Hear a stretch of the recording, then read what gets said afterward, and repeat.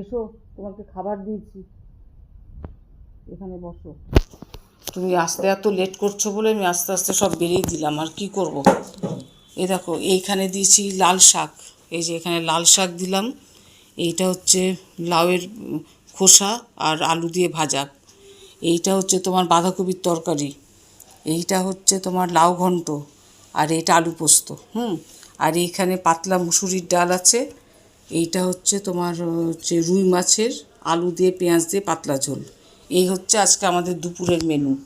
আজকে আজকে ভূত চতুর্দশী বন্ধুরা। আজকে সবাই তো তোমরা 14 শাক খাও, কিন্তু আমাদের আজকে বাজার থেকে 14 শাক আনার কথা মনেই নাই। যার জন্য আমরা আজকে লাল শাক দিয়েই, আর কি করব, যে কোনো একটা শাক খাওয়া দরকার বলে লাল শাক দিয়ে খাওয়াটা শুরু করেছি। আর তোমরা আজকে আজকে সবাই হয়তো তোমরা 14 শাক খাচ্ছ, আর আমাদের আজকে থাকবে কী হলো, পরের বছর খেয়াল করে খাবো 14 শাক। আর সন্ধেবেলায় তো নিশ্চয়ই সবাই জ্বালাবা, 14 প্রদীপ জ্বালাবা ভূত চতুর্দশীর উদ্দেশ্যে। আমাদেরও খেতে খেতে রোজই এই 2:15 2:30 বেজে যাচ্ছে। এবার আমরা আস্তে আস্তে খেতে শুরু করব।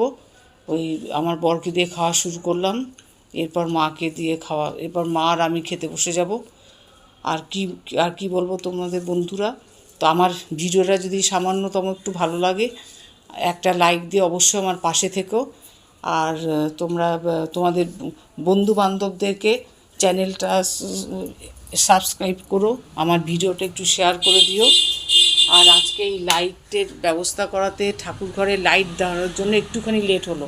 মায়ে দেখো, এই তোমার ঠাকুরকে দেখাচ্ছি, এই রাত্রেবেলায় এইটা জ্বালাবো, ওই জন্য একটুখানি দেরি হয়ে গেলো আমাদের খেতে।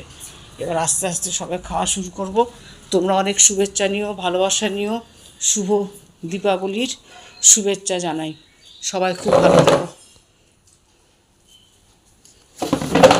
কেমন হয়েছে গো? আচ্ছা, ঠিক আছে, রাখি তাহলে বন্ধুরা, আস্তে আস্তে খেয়ে